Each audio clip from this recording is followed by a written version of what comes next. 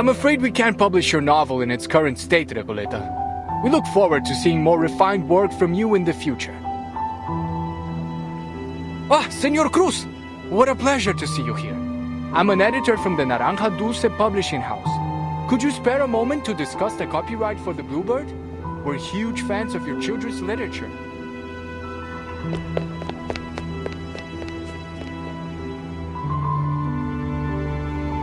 Hey, relax, Recoleta. Look at all the books around you. This place is heaven. You can't get down on yourself. Not here. There's so many writers and publishers here. It's only natural you'd be turned down 17 times. This is just the beginning.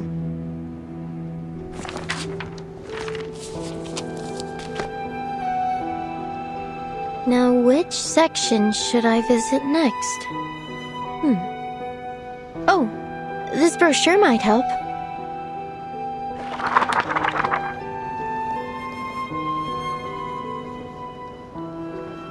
Estupendo. An exchange of ideas between writers. Nothing could be more incredible than that. I recall James Joyce was inspired by a letter he received from Henrik Ibsen. So, maybe what I need is to find someone to share my manuscript with. But who? Tadeo Emasums. Aleph. Averroes.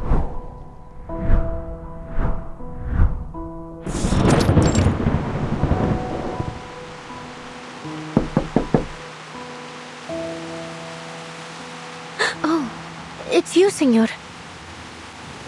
Don't worry. I promise I'll catch up on the rent next month. Although I must say, this apartment's hardly worth the price. The cracks on the walls must date back to the last century. Make all the excuses you want, Ingrid. If you don't pay the rent soon, you'll either end up in that crumbling colonial building on the corner or on the street selling oranges at the San Telmo market. By the way, Julia told me you lost your job at the textile factory. You under some kind of can't work in one place for more than 3 months, curse or something, senorita. Oh, you don't even want to know about the terrible things that happened in that factory. All I did was lend the oppressed workers a hand. Bah, you're just like those college kids, full of hot air. Anyway, I am not here about the rent. Didn't you tell me to watch out for your letters a while back, when you just returned from abroad? Well, here it is, a letter for you.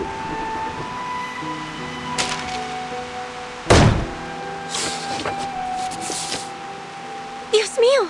Someone actually wrote back to me! This is incredible! Oh, thank you so much for bringing it to me, senor!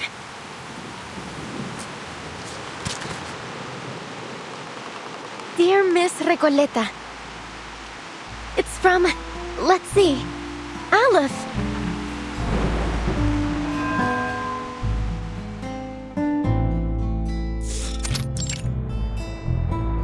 Hey, I've been watching you. You're not local, are you? What are you writing? Oh, hola. You're right. I just arrived in Buenos Aires 3 days ago.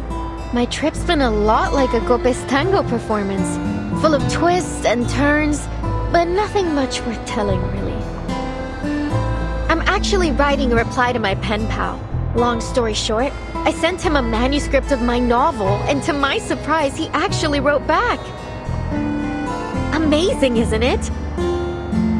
In our recent letters, we've been discussing how my novel lacks a key character to drive the story toward a decisive ending. So we've been debating whether to introduce a new ghost to act as a turning point for the story. Oh, so then you're a writer? Hey, Pancho, come over here. I found an actual real-life writer. What's the big deal? I wrote plenty of poems in middle school. Oh, so you're a poet. I have a feeling we're about to embark on an incredible adventure together. Are you interested in joining the visceral realism movement? Vis what? I've never heard of it, but it sounds like fun. Fabuloso! We have no time to waste. Once I finish this letter, you two must join me on a journey to Ushuaia. Ushuaia? The end of the world? Why the heck would we go to that icebox? Oh, don't be such a downer, Pancho. Just think of the fun we'll have, the breathtaking scenery we'll see, and the incredible stories we'll hear. Fine, Maria. I'll deal with the gold if you really want to go so badly. By the way, could you tell us about your novel? Of course. I'll tell you all about it on the way. Now where to begin? Alright, let's start with the cottage with the blue roof in Amalfitano.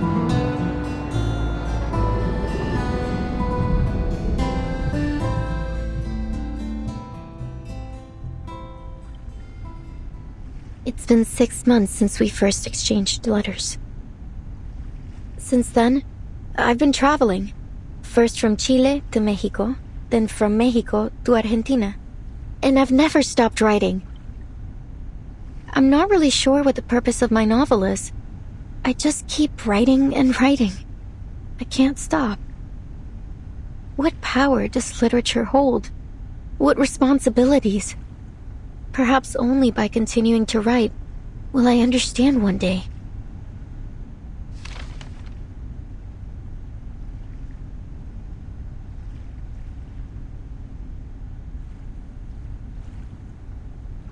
Aleph, you're right.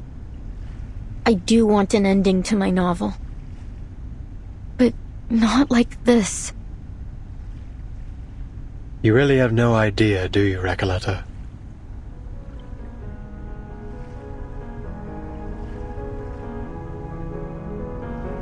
The rise and fall of sanity is your story.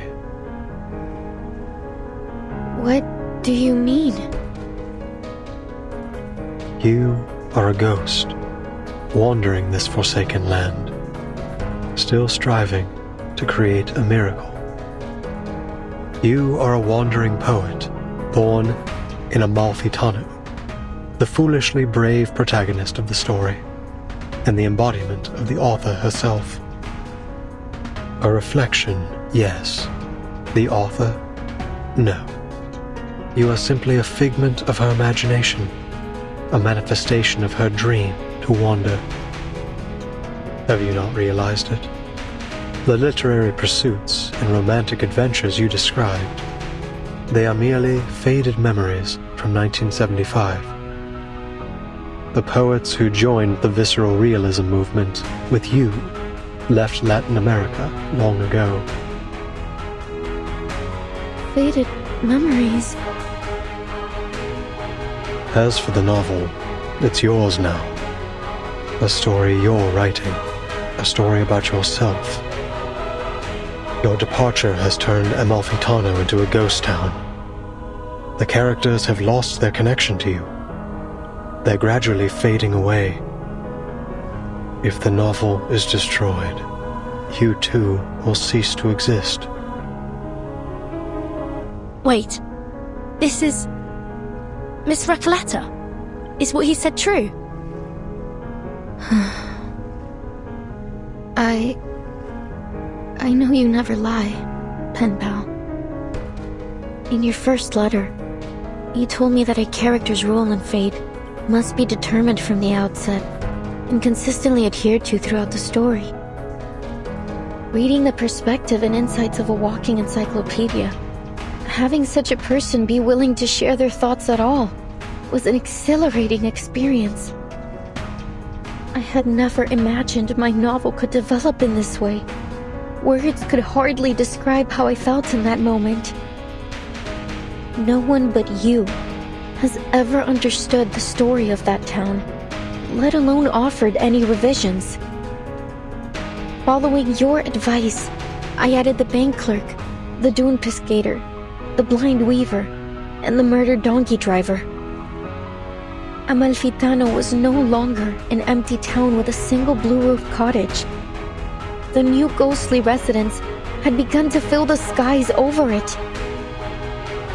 The story was finally reaching completion. I could feel that the ending was within reach. I became increasingly eager to meet my pen pal. I couldn't get the thought out of my mind. I wasn't sure what I would say to this Aleph. A simple thank you, perhaps? Or maybe a discussion about the future of Amalfitano with its sole reader.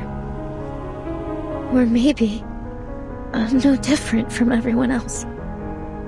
Led up the garden path by fate.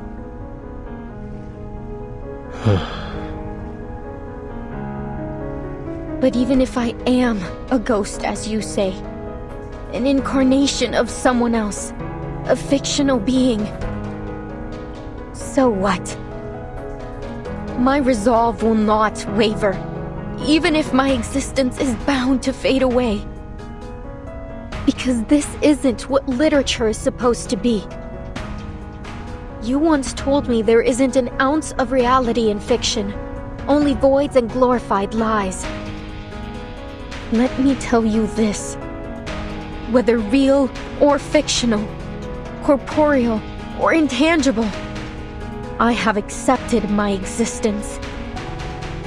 Now, let's put a stop to this, Aleph.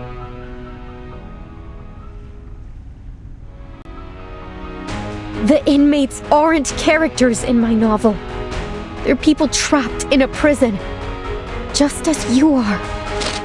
By simulating my story here, you have made me into some kind of god, a guilty, false creator, a dictator of fate. I never wanted any of this.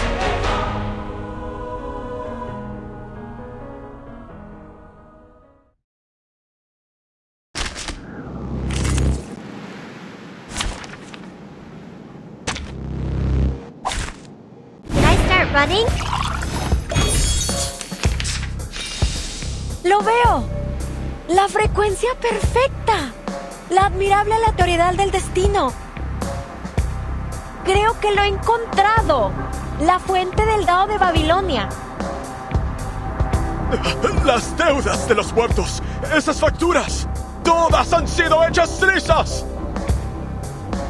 ¡Ya no estoy atrapado!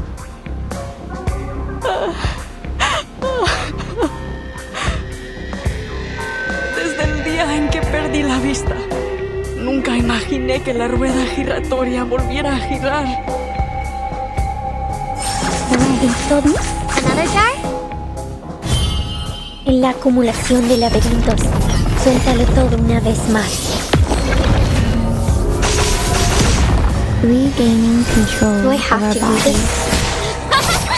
Please, you don't want to miss it. I'm looking. Got you. Más allá de cosmología, filosofía clásica, el fundamento del mundo.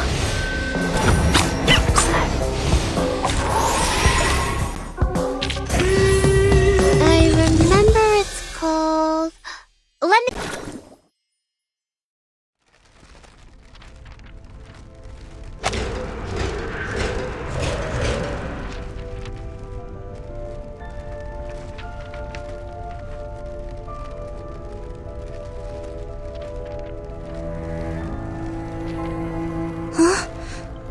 Miss Recoleta has vanished.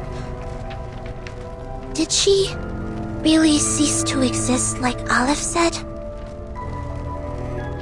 Recoleta.